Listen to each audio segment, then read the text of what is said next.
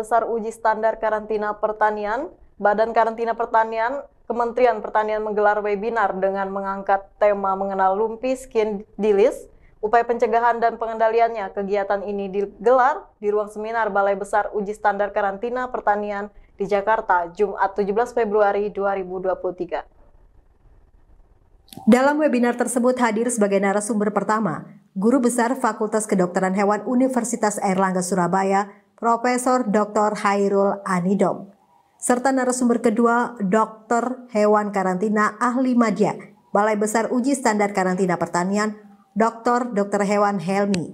Kegiatan webinar kali ini mengambil tema LSD, yaitu Lumpy Skin Disease, gejala klinis, pencegahan dan pengendaliannya.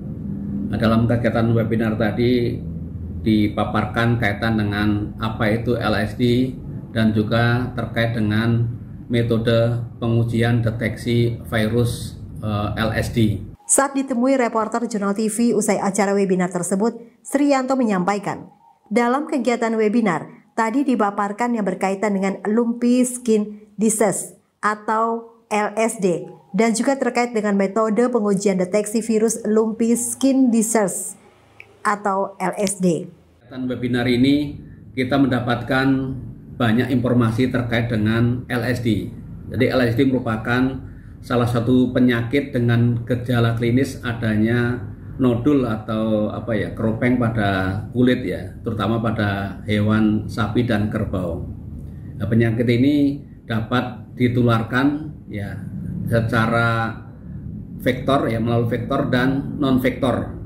Kalau vektor diketahui bahwa penyakit ini, virus ini bisa ditularkan oleh caplak ya atau tick, kemudian juga bisa ditularkan oleh lalat dan juga oleh nyamuk.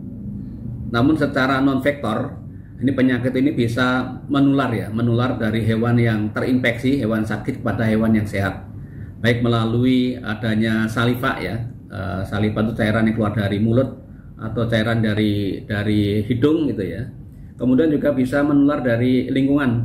Lingkungan artinya kalau dia minum gitu ya, meminum sesuatu ya, bekas sisa minuman itu bisa diminum hewan lain, maka hewan lain yang tidak terinfeksi bisa menjadi langsung terinfeksi. Dan kemudian untuk mendeteksi hewan apakah dia terinfeksi LSD ataupun tidak, ini ada dua hal yang bisa dilakukan. Yang pertama tentunya secara biomolekuler, yaitu dengan menggunakan PCR, dan yang kedua bisa lakukan melalui metode serologi, yaitu pengujian secara serologi, yaitu dengan menggunakan ELISA atau ELISA, yaitu menguji apakah ada antibodi atau antigen yang ada di dalam tubuh hewan itu. Sriyanto menambahkan, dengan kegiatan webinar ini kita banyak mendapatkan informasi yang terkait dengan virus tersebut. Jadi, lumpy skin tersebut merupakan penyakit pada hewan dengan gejala klinis dengan adanya nodul atau kropeng pada kulit hewan, terutama pada hewan sapi dan kerbau. Dan penyakit ini dapat ditularkan melalui vektor dan non-vektor. Kalau vektor penyakit ini bisa ditularkan, caplak atau TIP bisa juga ditularkan oleh lalat dan juga bisa oleh nyamuk.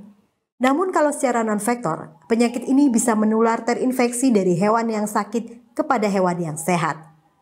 Peserta webinar ini berasal dari UPT Lingkungan Badan Karantina Pertanian, Kementan, Ikatan Dokter Hewan Karantina Indonesia, serta dari dinas-dinas terkait. Dari Jakarta, Noris Jurnal TV melaporkan.